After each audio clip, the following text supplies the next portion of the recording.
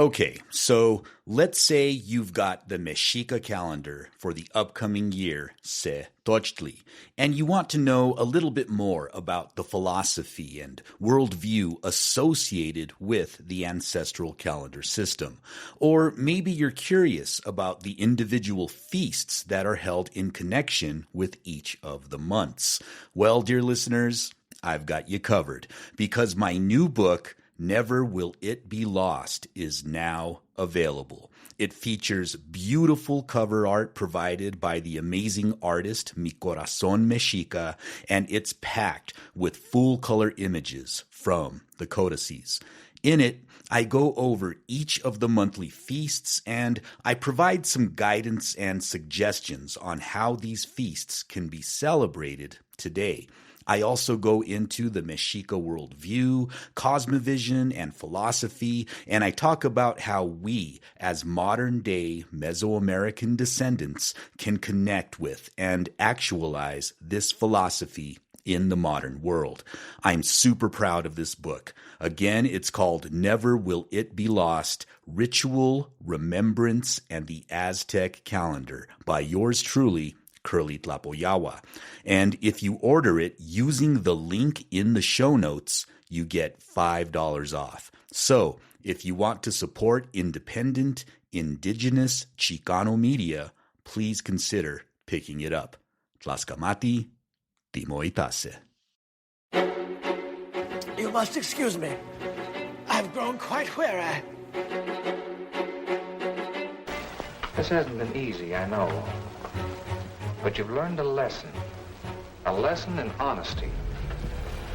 Honesty to yourself and honesty to others. That lesson will stand you in good stead all your life. I think we've all learned a good lesson.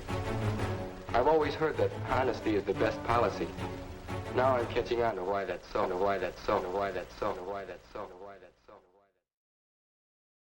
Greetings, dear listeners, and welcome to Tales from Atlantis, the podcast where we take you on a journey through Chicano, Mexicano, and Mesoamerican history and archaeology. And along the way, we challenge pseudo-historical distortions and confront the disinformation that too often surrounds these very topics. We are your hosts, Curly Tlapoyawa and Ruben Arellano Tlacateca. So, Dr. Tlacatecat, what are we up to today? Today it's the season opener, right? So it's how many seasons is there? Season this 6? Is season 6. Season this 6. Is season number 6. Wow, amazing! I know I've been saying that since season 1. I'm always amazed that we're still doing. I mean, I was just commenting to my wife. They're like, "Wait, we're doing season 6. Like that's something. I mean, a lot of podcasts don't make it past their first season, let alone their second season. Yeah. And I was at an art gallery the other day. This really, really cool art gallery just opened, and I mean, it didn't just open. I just became aware of this really cool art gallery. You just discovered it? You just Columbus? Yes. Yeah. And it's called Hidden Gallery. Or Secret Gallery. Yeah. God damn it. I'm pretty sure it's Secret Gallery. Something secret gallery, hidden. If I get it wrong, I apologize. Yeah. I'll correct it by the end of the episode. But it's very, very Chicano oriented. The current exhibition is on La Malinche. Yeah. And they're having a new exhibition coming up this Friday. This Friday it's opening. Chicano artists from Texas. Are going to be here putting on an exhibition. Interesting. From Texas, huh? It looks really cool. So we're going to be heading over there for the opening. But while I was there, I was talking to the owner, I was like, "Hey man, is this your place?" And I introduced myself and he's like, "Yeah, I thought that was you. I recognize your voice. I listened to your podcast." And just, it's been happening a lot more lately. People recognizing my voice and asking if I'm the guy from the podcast. So we got listeners. And I'm famously known as the other guy. The other guy? That's what I've been told. Oh, you're the other guy. Yeah, what's my name? Oh my God. No, but that's funny because as you know, March is a month where there's a lot of indigenous, at least in our neck of the woods, a lot of indigenous-centered celebrations taking place. You know, specifically, you have the Mexican New Year, you have the spring equinox, and so we did a spring equinox ceremony down with the Cuauhtecans down in San Marcos. Nice. And several people from that ceremony came up to me after the meeting, and they were like, "Yeah, we listened to your podcast, or I listened to your podcast with Curly, and we find it, encouraging. We find it, sometimes we don't agree." And I'm like, "Yeah, that's fine. You don't have to agree, but at least you're listening. So that's what counts." Yeah. So sometimes I'm amazed. Like, I'm thinking, are we even like having some kind of impact in the community at all? Or are we just shouting into the void? Shouting into the void? Are we just twiddling our thumbs here, wasting our time? What are we doing? But at least if we are able to reach out to a couple of folks that find our discussions useful in any way, I think that's a plus. That's a win in my book. Oh, yeah. I mean, just having anybody take the time to listen is pretty awesome. Right. And I looked it up. It's called Secret Gallery. Secret Gallery. So well, it's not a secret now. You're telling the world, right? But this Friday, April 3rd, the show is called Arte Sin Fronteras, Texas. Contemporary Voices from Texas. It's a group exhibition. It'll be at Secret Gallery, and that's located at 717 Central Avenue downtown. Okay. Does it say like where the artists are from, specifically in Texas? I just have the general ad that they put out, but the individual ads that they've been putting out on social media name each artist. Oh, okay. I wonder if I know any of them. Talk about their work. I haven't really been plugged into the arts community as much in the recent years, but I need to get back into that. I kind of miss it. Well, you want to get into it? Yeah, let's get into it. Let's get into it. So today, today's a kind of a heavy season opener for us. Not even sure how to begin this episode. I kind of struggled a little bit on what to say and how to even begin, right? This new season that we have upon us, if you're a longtime listener, our longtime listeners know that, what we do here usually is to explore topics of interest that range with, within Native America, Mesoamerican communities, indigenous Chicano communities. But we also like to occasionally, come here and get together to celebrate the culture and talk about things that make us, like, for instance, this gallery, right? Things that make us proud, things that make us laugh. Those of you that have been listening to the show for a long time know that we like to kid and we joke, and some people like it. Some people take offense to it. They don't think we're being serious with some of these heady subjects. So we try to strike a balance. That's all I like to tell folks. But we also occasionally come here to highlight the wins, and of course also sometimes, because we are part of a community, we have to come together and we have to sit in the dark, as I like to put it, to meditate on some of the facts of life that affect each and every one of us. And that's what we're doing today in a way. Yeah, I mean, it's been a time. You were talking about March and the spring equinox, and it's all about rebirth, right? And renewal. But it's also been a lot of loss. Yeah. A lot of profound loss. The kind of grief that, it hits your personal life, your academic roots. It affects yourself internally, and even people that you might have considered heroes. And we're here, we're navigating this space between honoring people who built the foundation on which we stand, and also facing some pretty painful truths about individuals who were once idolized. Yep, absolutely. That is something that we're here to do today, and we have to start with a giant in our community, a giant figure who passed away on March 23rd of 2026, and of course, we're talking about Dr. Acuña, also known short as Rudy Acuña. He was 93 years old. He was a titan in the field. Yeah, absolutely. I mean, you can't talk about Chicano studies without starting with Rudy Acuña, right? Because he didn't just teach Chicano studies. He fought to make sure that it existed as a field, that it existed as something, when he founded the department at California State University, Northridge back in 1969, it wasn't a polite academic request. It wasn't like a memo that he wrote. He fought. It was a demand to make our history be seen as something that's legitimate, something that's worthy of being studied, and analyzed and talked about and celebrated. That was my experience growing up. I mean, I remember, because I think I've discussed this on the podcast from time to time, my childhood experience growing up and wanting to know more about my history because I've always been that kid, right? And so I remember for the first time when I opened Occupied America, which is this essential work, his first major contribution to what will become Chicano studies, when I first opened it in high school. And this wasn't something that was like given to me in a classroom.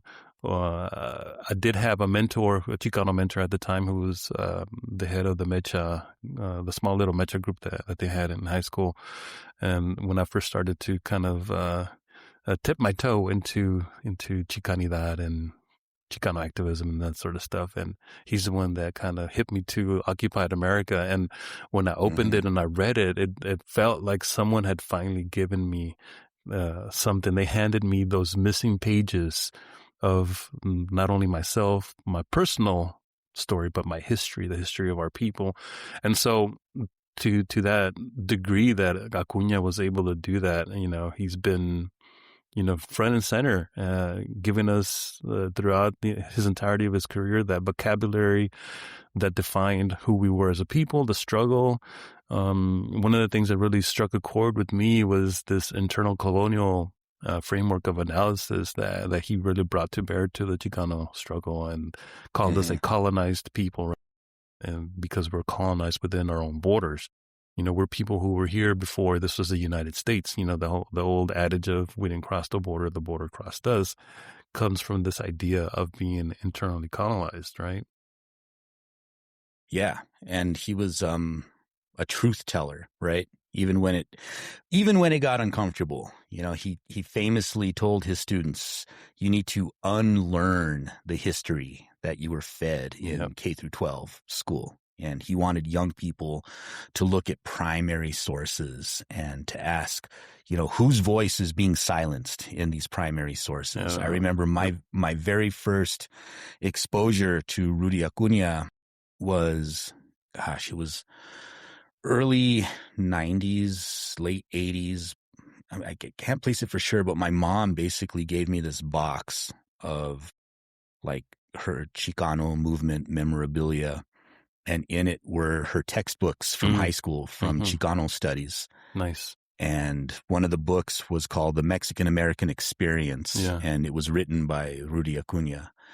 And the other textbook she had, I don't remember what it was called, but that one was written by Betita Martinez. So like, talk about like, being connected to your roots. I didn't even know who they were, and they were already starting to influence my little brain and my upbringing. And just reading through these books, that was my like first exposure to seeing, like you said, our history written in a way that was like, holy shit, this is important. And it resonated so much because I immediately identified with everything that was in it, just growing up in the Chicano movement. And I'm like, damn, like we're in books, like our heritage is in books. This is amazing. And it wasn't until later that I found Occupied America in the public library in Los Lunas, New Mexico. And I checked it out and I looked, because you had the little cards. I don't know. Do they still do the cards in the libraries? No. Like, where they stamp them with when was the last time you went to a library, Curly? That's been a long time. That says something. They stopped doing that ages ago, brother. Well, you know what I'm talking about. But what's funny is this card was blank. Yeah. So the card is like a record of everybody Right. who's ever Yeah, checked out the I book remember and the those. date, and nobody had ever No checked one. this book Yeah, out. that's kind of So, sad, right? yeah, spoiler alert, I still have that book sitting Ooh. right up here. Spoiler alert, don't trust Curly with your books. Spoiler alert. Yeah, well, I mean, you should have checked it out. You know, nobody was reading this book. Yeah. Obviously, it was meant for my personal possession. Yeah. Speaking of Betita, Elizabeth Betita Martinez, that's her full name. You know how, people like to have a little quote at the end of their email. So the one that I have is a quote from her. It's actually one of the quotes from one of her books. I forget which one it is now, but it's our history tells us that when we organize, we win. Hope is not a feeling, it is a practice born of solidarity. Elizabeth Betita Martinez. And I really like that quote because it really encapsulates everything that the Chicano movement stood for and what the legacy of it continues to stand for, right? We have to organize, we have to maintain that structure despite what's going on around us, despite revelations and allegations and death and loss.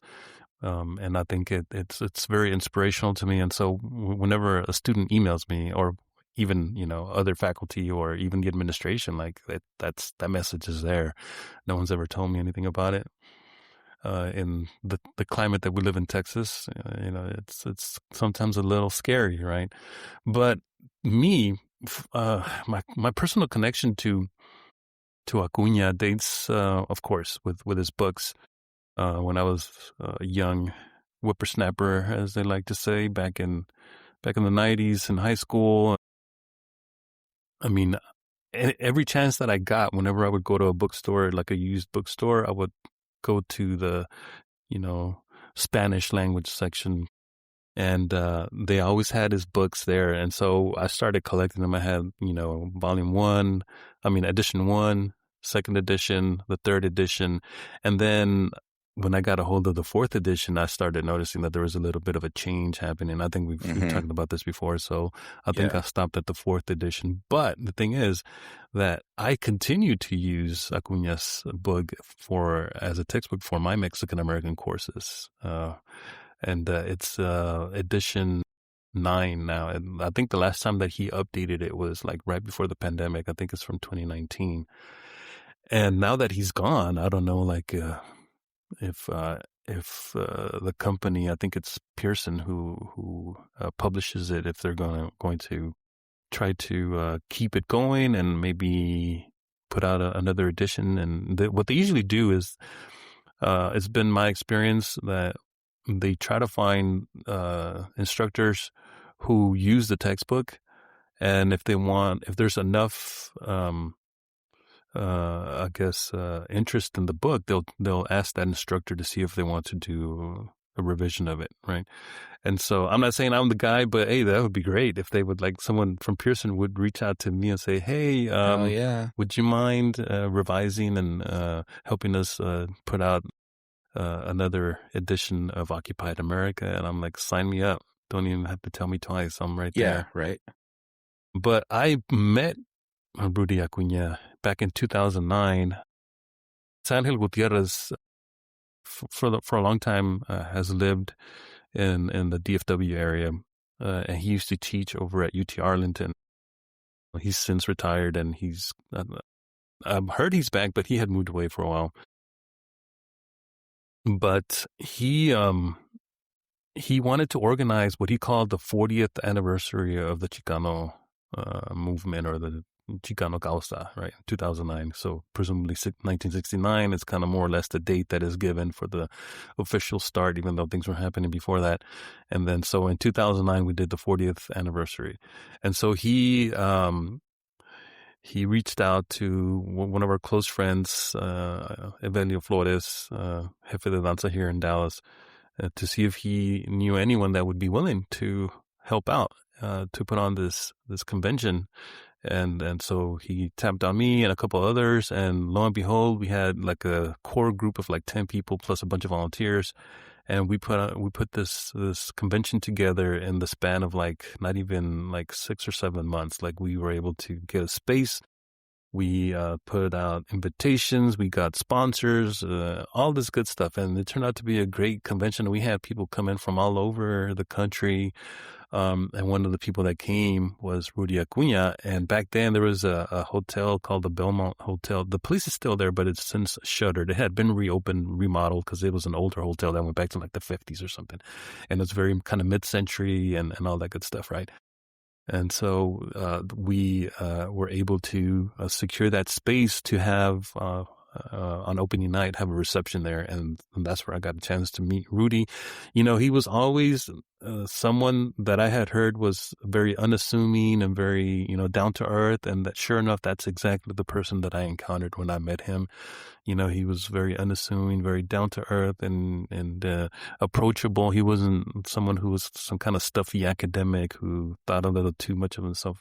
I mean, he was someone who, like, if you've ever read his work, he's always in his work, including what his students were doing, whether they were doing some kind of action, some kind of activism of some sort, or what he was, if he had conversations with students about things that made him kind of reassess his own opinions. Like, he always included the young people's opinions and thought processes. And that's very much the way he was in real life, you know, and so that was the only opportunity that I ever got to sit with him, like, sit down and have a really, you know, honest conversation about, you know, just history and the status of the movimiento and all that stuff. So it's something that I'm going to cherish, you know, as long as I live. And I'm glad that I was able to meet him. But yeah, it's definitely a tremendous loss now that he's gone, because he's one of the key founders of the Chicano studies, you know, field.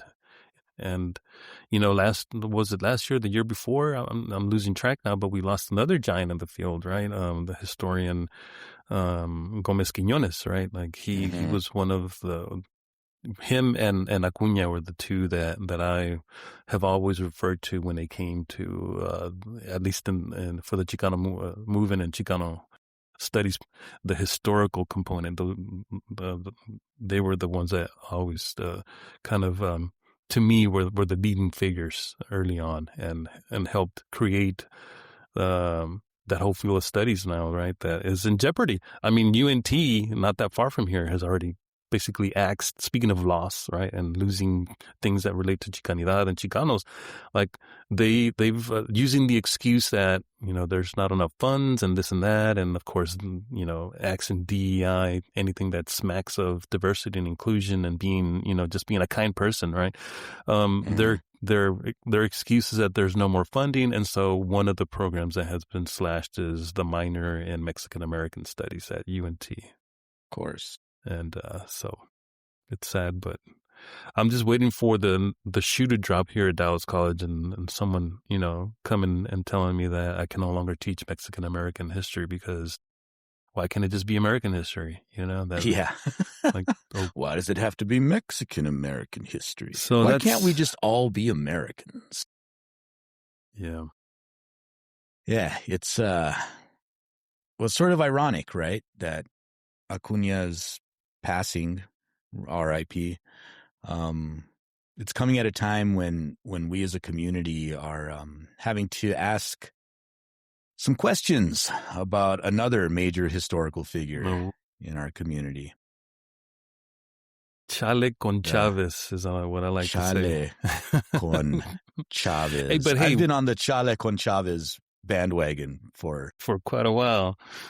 Oh, man. Someone was asking me about this, and I had to tell him, look, I mean, to each his own. Chavez, I'm not going to take away from him what he accomplished. He was someone who led the farm workers to some great gains at the onset. I'm not sure what he did afterwards, but at least at the very beginning. But you know, like you said, like I'm with you. I'm on that boat. Like I'm someone who's been very critical of Chavez for a long time because of the wet lines that were going on, and also because you know, as an indigenous Chicano, it just didn't sit well with me the way that he despised the Chicano term and not wanting to be associated with Chicanidad or Chicanismo. I'm like, dude, yeah, people Like, that's what they know, that you're connected to the movimiento, to the causa. And then for you to very publicly decry that identity as if it's somehow something. And a lot of Mexican Americans do this, right? Like, they despise being called Chicanos, and I don't know, but that's a whole other. But now this, right? Like, we're talking about Cesar Chavez, and it's something that, there's many terms that can be bandied about, but, uncomfortable, problematic, none of those. I mean, nothing it begins to cover the level of just putting it lightly. You know what I mean? Like, I don't even know what to say. I mean, the reports that came out earlier this month, the investigation that basically spanned into decades of sexual abuse that apparently he was engaged in, the grooming of minors, the revelations from Dolores Huerta herself, right? Dolores Huerta, co-founder of the UFW, also accusing him. All these are major blows. And to folks within the movimiento who, especially if you were in the dark about all of this, if you didn't know about the wet lines, if you didn't know about him being kind of wishy-washy on, being called Chicano, and now for these revelations to come out, for those of you who have not really kept up with the story, we have a little basic timeline of events as follows, so that you can kind of get a sense of where we are. Curly? We'll be back after a quick break. Okay, so let's say you've got the Mexica calendar for the upcoming year, Tochtli, and you want to know a little bit more about the philosophy and worldview associated with the ancestral calendar system. Or maybe you're curious about the individual feasts that are held in connection with each of the months. Well, dear listeners, I've got you covered, because my new book, Never Will It Be Lost, is now available. It features beautiful cover art provided by the amazing artist Mi Corazón Mexica, and it's packed with full-color images from the codices. In it, I go over each of the monthly feasts, and I provide some guidance and suggestions on how these feasts can be celebrated today. I also go into the Mexica worldview, cosmovision, and philosophy, and I talk about how we, as modern-day Mesoamerican descendants, can connect with and actualize this philosophy in the modern world. I'm super proud of this book. Again, it's called Never Will It Be Lost, Ritual, Remembrance, and the Aztec Calendar by yours truly, Curly Tlapoyawa. And if you order it using the link in the show notes, you get $5 off. So if you want to support independent, indigenous Chicano media, please consider picking it up. Tlaxcamati, Timoitase.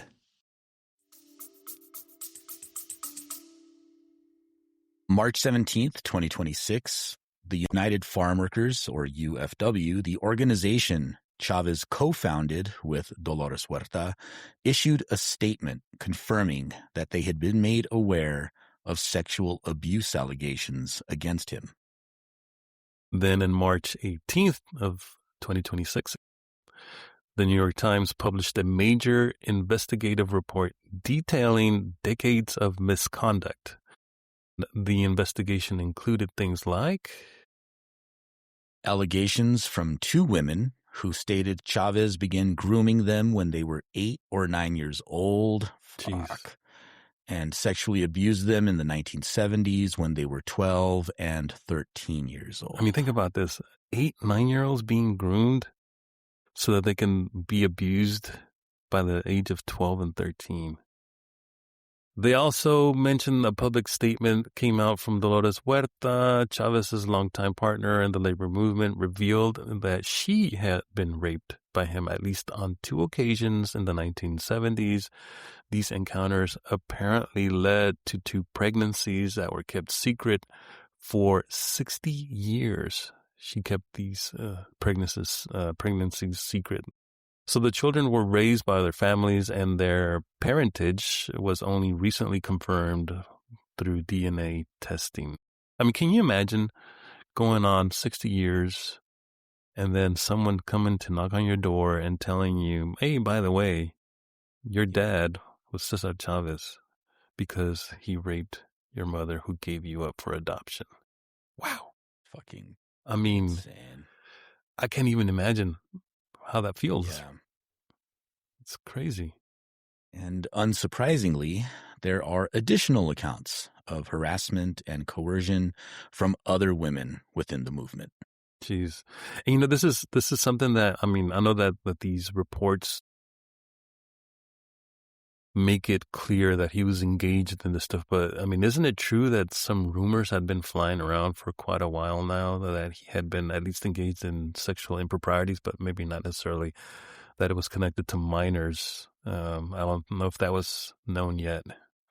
Yeah, I remember reading somewhere, I forget where I read it, but about his affairs for sure. Affairs. That's what I'm thinking about. Yeah, some affairs that you might have had.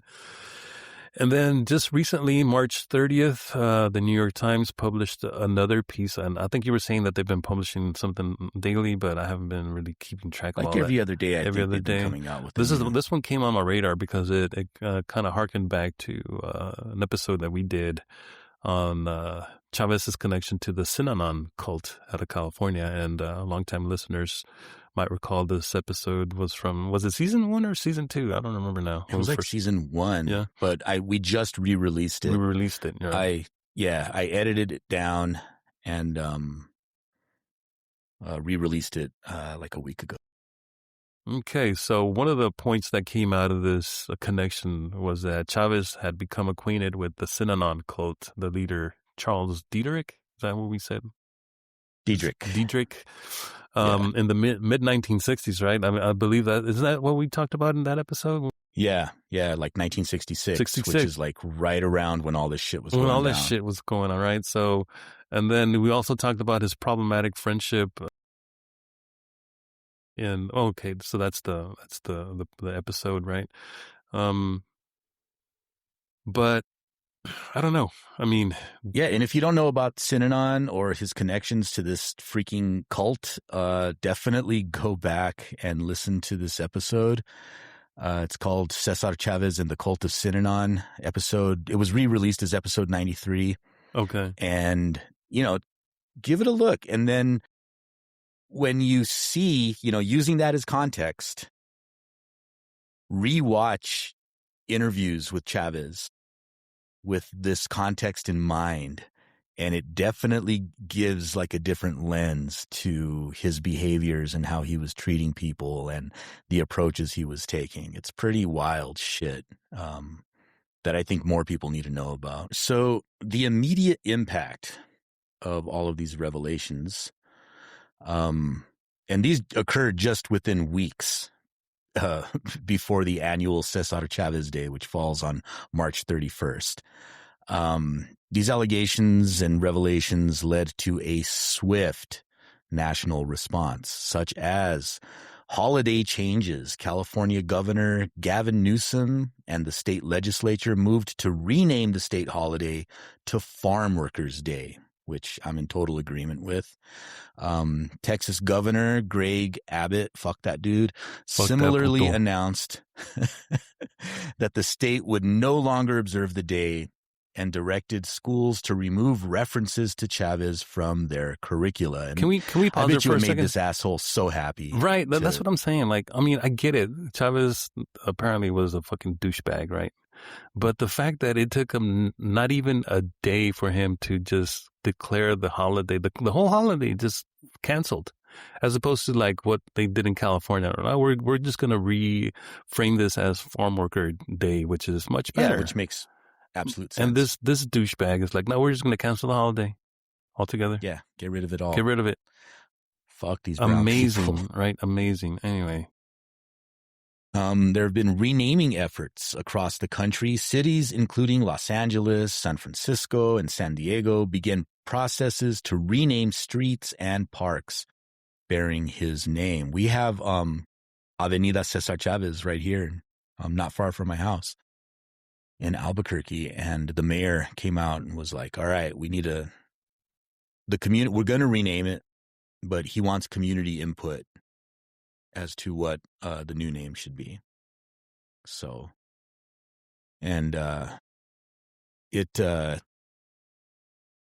connects the Avenida Cesar Chavez and Avenida Dolores Huerta actually connect, like here in Albuquerque. So some cool. people are saying, well, just name the entire thing Dolores Huerta. There you go.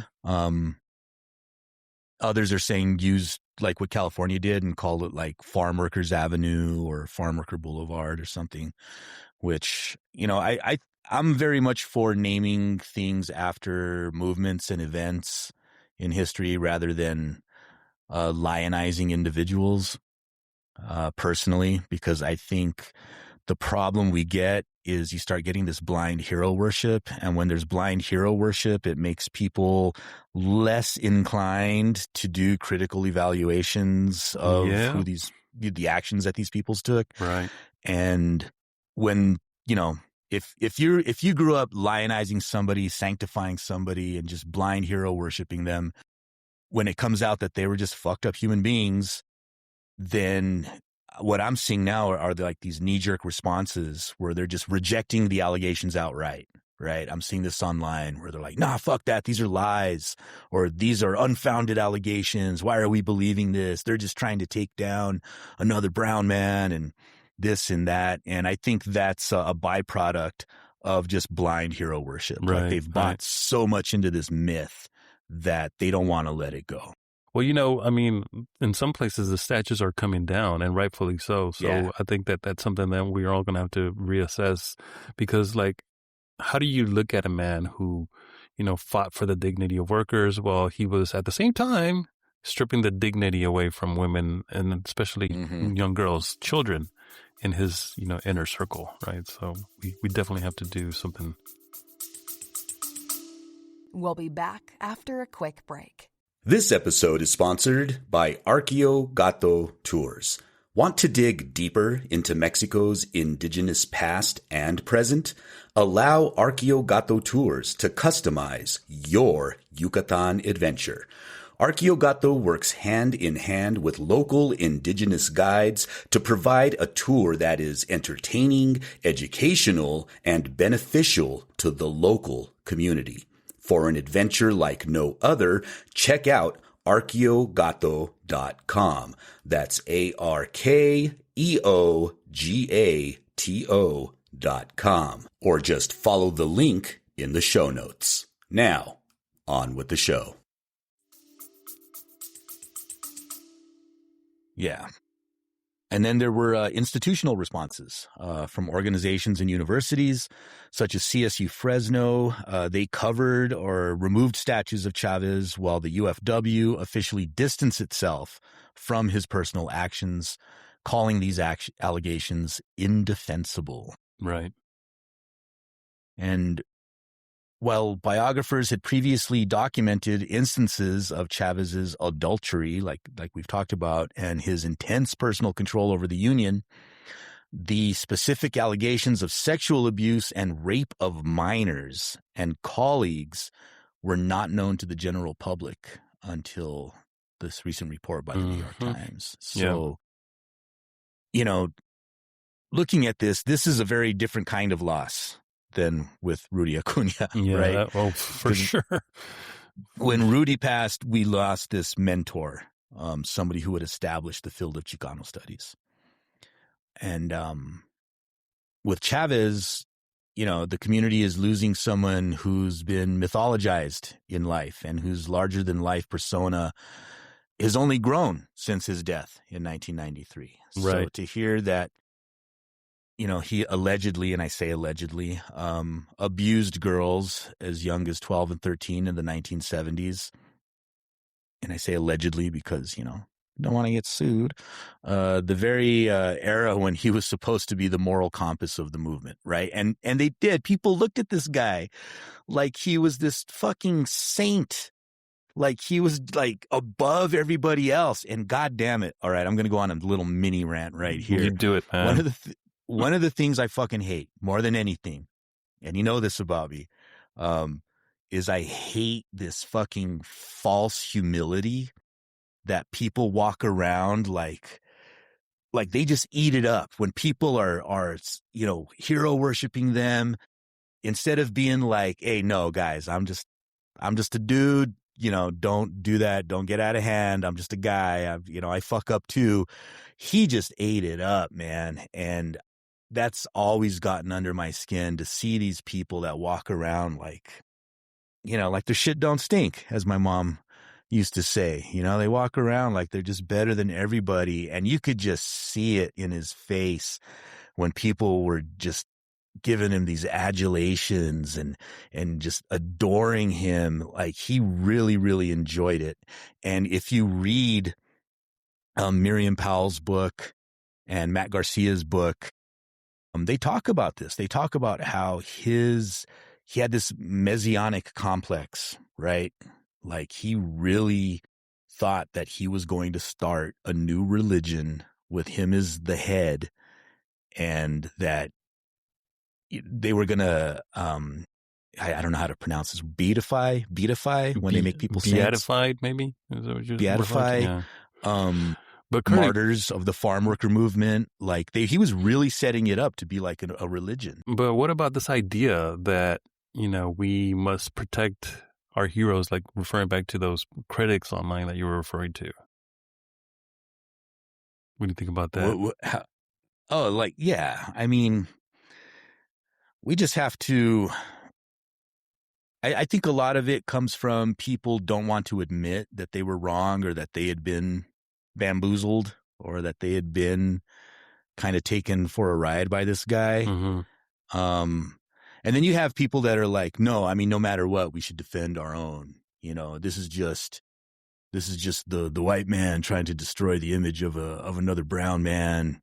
And it's like, well, you need to look at the evidence that's been presented. I mean, come on. There's a preponderance of evidence that's come out about this guy's character and who he was, and the abuse and manipulation that he put the members of his organization through. Again, if you read those two books, it really comes out that he was not a good dude. And one of the things that really blew my mind is just how much he cussed. Like that guy was dropping the F-bomb every other word. So you have this guy who's supposed to be the moral compass, this little saintly guy, and behind closed doors, he's like, these motherfucking, fuck you, fucking prophet. Like every other word he was saying, fuck. And so when people are just like knee-jerk defending him, it's like, well, hold on. You know, get all the information straight first. You know, like you're entitled to your opinion, sure, but it should at least be an informed opinion. You should have all of the information that's available and base your opinion of the guy on that. Don't just knee-jerk respond like the guy could do no wrong and that he's above criticism. That's the thing right there. Like thinking that anybody is above being criticized is just it's a recipe for failure. It's a recipe for bad shit to happen, because people, you know, when you look the other way, that just, it like gives people permission to be pieces of shit, because they know, like, well, these people worship me. They're gonna believe whatever I say. It's almost Trumpian. It's almost MAGA, that style of thinking, of just this blind worship and this refusal to criticize or take a critical viewpoint of anybody that you're busy worshiping. I don't know, man. It pisses me off. Like, and I'm trying to stay off social media when it comes to these conversations, because they devolve immediately. All somebody has to do is post a link to an article, to the New York Times article, and you could tell that half of the people that are responding haven't even read the article, because they're saying stuff like, well, if they're her kids, then where's the DNA evidence? And it's like, well, did you even read the fucking article? Like, what are you talking about? Or they're like, this is just one allegation. We're going to crucify him for one allegation. It's like, no, it's not, stupid. Like, what are you talking about? Yeah. Yeah. So it gets infuriating, man. Well, Rant over. Rant over. We have to be accountable to ourselves, to the community, to the movement. And so it's not really tearing down the movement if what you're actually doing is holding people to account, right? It's cleaning the movement, right? So that it can actually survive into the foreseeable future. We owe it's protecting the movement. We owe that to the survivors. We owe that, in this case specifically, and also to Dolores Huerta and the two young women who have been named, and especially, any of the women who have carried these kinds of secrets for decades, right? In Dolores' case, 60 years, And so what I'd like to tell people, take this as a rant or take it as my opinion. I don't know. You take it as you see fit. And I'm sorry, there's a lot of noise around me. I'm at my office, but it's okay. It's okay to grieve the person that you thought he was. Like going back to what you were just saying, Curly, that people have lionized him, mythologized him for who they thought he was, his public persona, all right? And people are also allowed to be angry because what he did was horrific. There's no other way to put it. It was horrific. It was reprehensible. And again, back to what we were saying at the beginning, no words can really do justice to the things that occurred and to the victims of his actions, right? But we also have to separate the cause from the man himself. There are some people, like you were saying, on the opposite side now who are attacking the movement itself, the UFW, the farm worker struggle, and just because you had one of the people who co-founded the leading organization at the time, I don't know if it still is the leading organization. I haven't kept up with that, but at least at the time when this was front and center of the movimiento, like it's okay to say, hey, there's this guy who helped lead the cause for the farm worker struggle during the Chicano movement, and he was, elevated to this position within the movimiento because of what he was doing alongside with Dolores Huerta and others.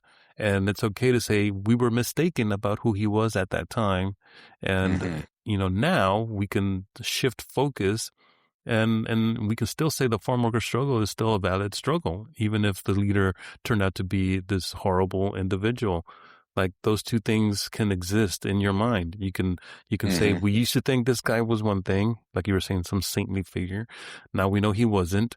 And it's okay that the farm worker struggle is still something that is worthwhile, right? That we still should, support the struggles of the farm workers despite whatever happened with this individual.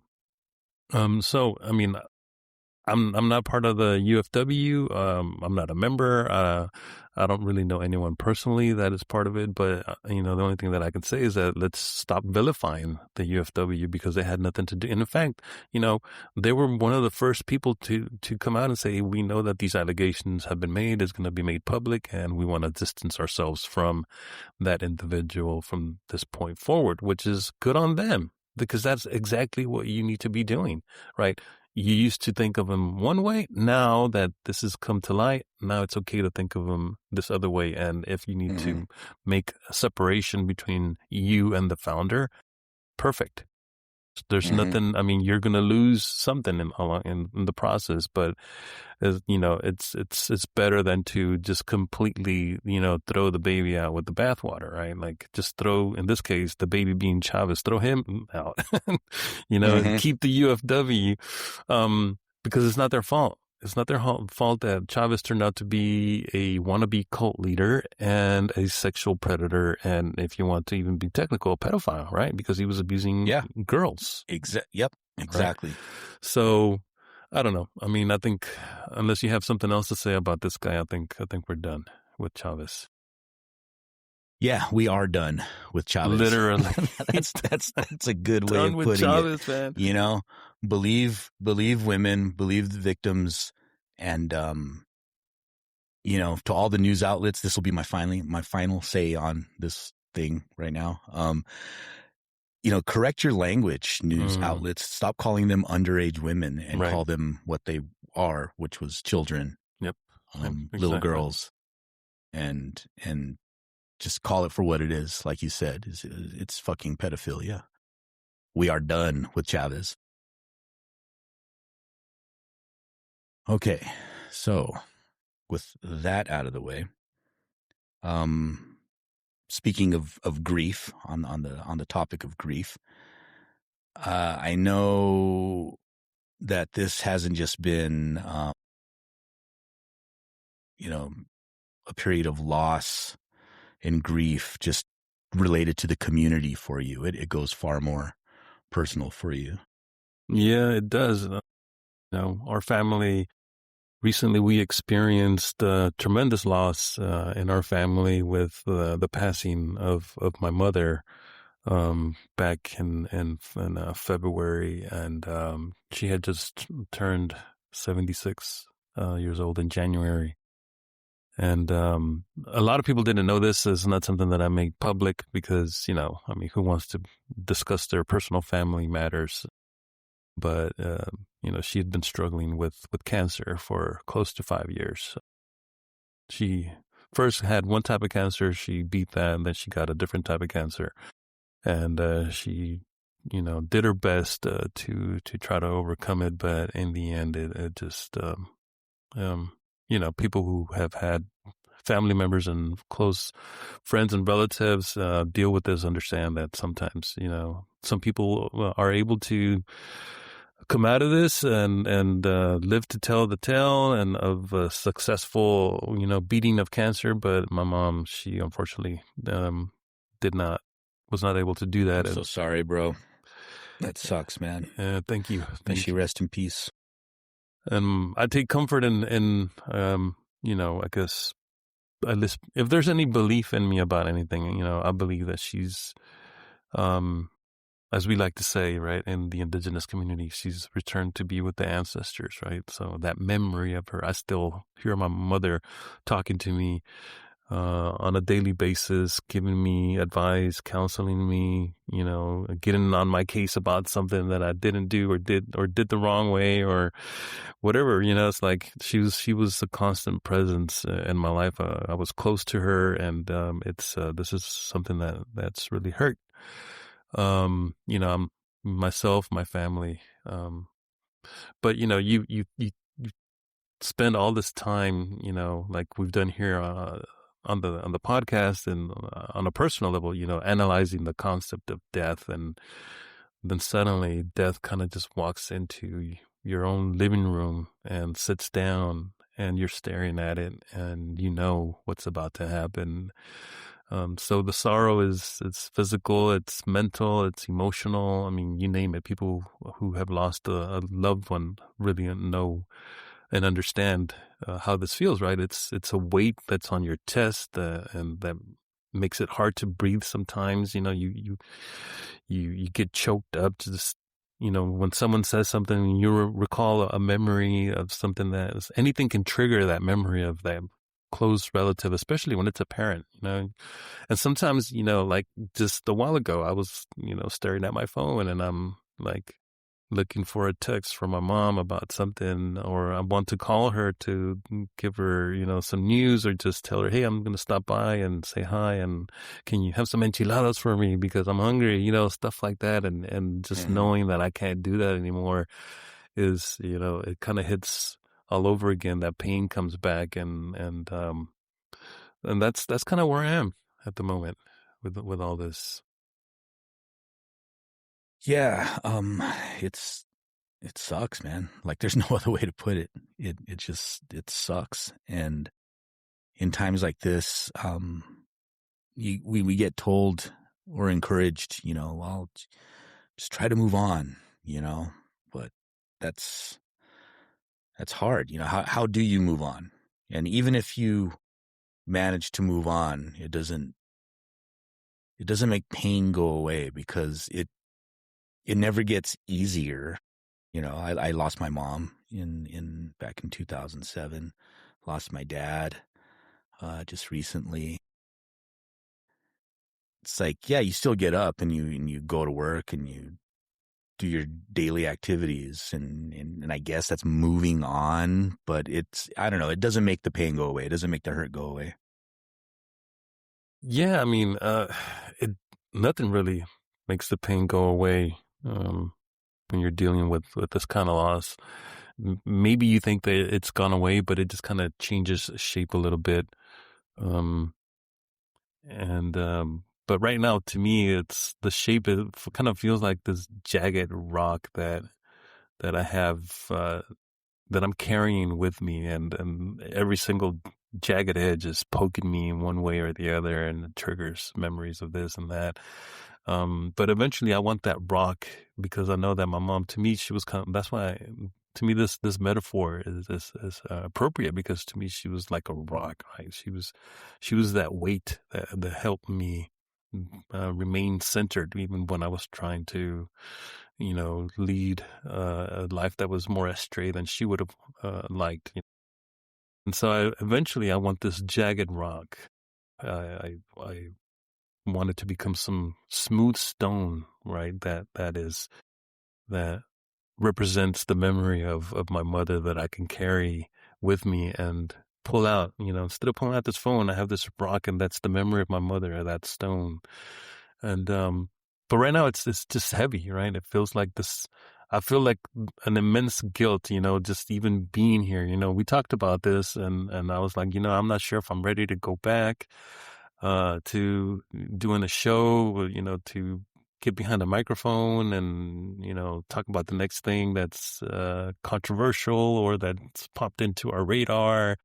And because you wanted to do a completely different show, and I'm like, dude, I don't know if I can do that right now, man. It's like, I have to get over this thing first. I have to say it. I have to at least express it in some way before I can return to doing the usual things that we do on this show. And so I don't know. I mean,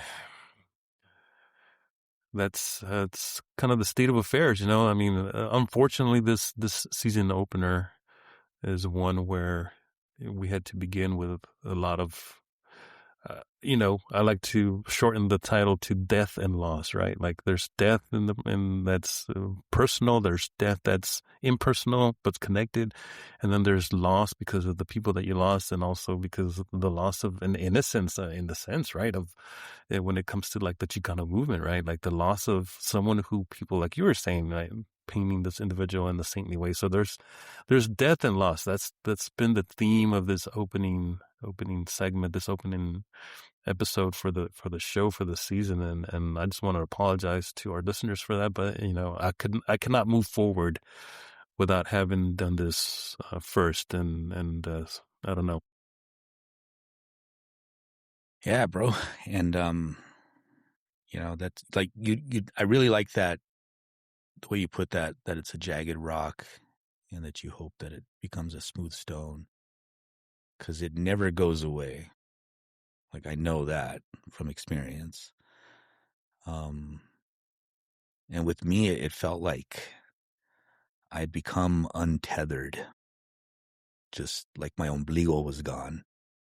Like my connection, I don't know if that makes sense, but that's how it hit me. But, that's where our resiliency comes in, right? Being a resilient people, the same resiliency that Rudy Acuna described in his body of work. So we carry our dead with us. Our ancestors walk with us, right? We don't leave them behind. That's kind of the way that I see it. I think about what Rudy would say, right? Like, to me, Rudy, in many ways, he kind of is very reminiscent of my mother. He would probably tell me to quit moping and to get back to work and write something, for instance. Do what you love, do what you like, but stay active. He believed in the power of memory as a form of resistance, and that's exactly what he did in all his work. He tried to get us to remember and not to forget our own history, our own past, our struggles, or the things that we got right and the things we got wrong. I mean, just imagine that Rudy Acuna lived, and I don't know how cognizant he was of what was going on, but because I believe he was like already in hospice, right, by the time he passed or something akin to that. But like to live long enough to see someone who was considered to be quote unquote one of the four horsemen of the Chicano movement get taken down by his own, horrific past, right? Like I think about that, right? Like that's to me like, wow, that's crazy. And then to have him pass away, and then my mother passing away before all this, she would have also have told me stuff like Rudy would say. Like I can just hear her now. She's telling me, "Ponte a hacer algo," meaning, don't be lazy, don't mope around, don't feel sorry for yourself, go do something, basically, do something productive. And that's what I intend to do, I don't know. Yep. We don't have a choice. That's what's wild about it. And maybe that's the thread that ties all of this together, right? Whether it's the passing of a legend in the community like Rudy, or the shattering of a legacy like Chavez, or the personal heartbreak of losing someone you love. It just all comes down to how we choose to remember them, how we choose to remember people. Yeah, I think Acuña, if I'm bold enough to say this, should be remembered for his courage, his intellect. We should probably be remembering the survivors of Chavez's atrocities. I don't know. How do you describe this, right? I mean, it's harsh, by giving them the justice and hearing what they have to say, holding his legacy accountable, because he does have that legacy, and we need to hold it to account because he's no longer here. So we have to hold his legacy in his stead to account. So don't erase the bad, right? We can't forget it. And also the good, as my mother will always be with me, and I will always remember her wise words, her tough love, because she was a tough cookie, but she had an indomitable spirit about her. Then I think that's one of the things that really inspired me growing up. And maybe we had our differences of opinion on many things, but she really did inspire a lot of things that I did, including, being here as a professor of history. I think I owe some of that in part to her advice and her encouragement, and the things that she would tell me, so that I could be someone of substance, not just some, random Joe on the street, not doing anything productive with his life, right? So grief is, to me, like if you want to interpret it in a certain way, it's love with nowhere to go, and so we have to put it to work in some way, right? We have to put it back into our own personal work, but we also, I think, need to find a way to put it back into the community. And so doing this show, to me, is part of doing that work, right? That's the way that I see it. Well, we are a resilient people, if nothing else, homie. I mean, we've survived genocide, we survive oppression, occupation, and we'll survive ICE, we'll survive Trump, but we also survive like the quiet moments, the personal losses, every day that not everybody knows about, but we keep going.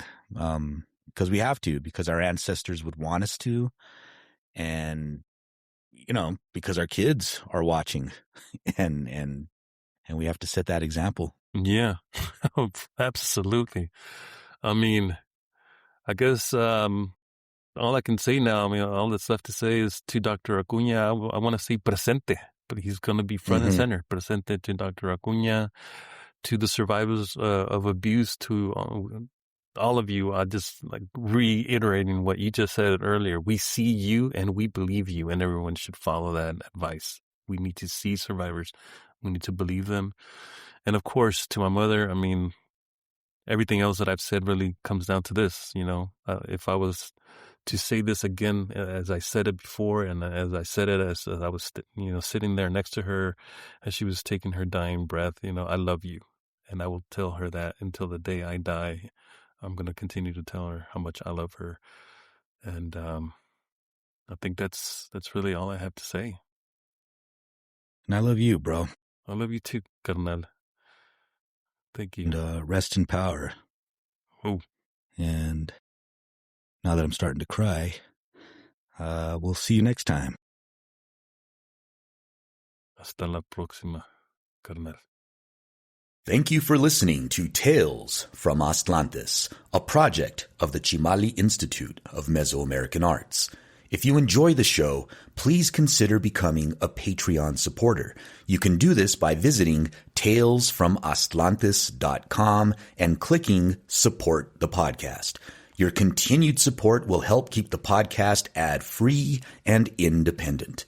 Until next time, Timo Itase.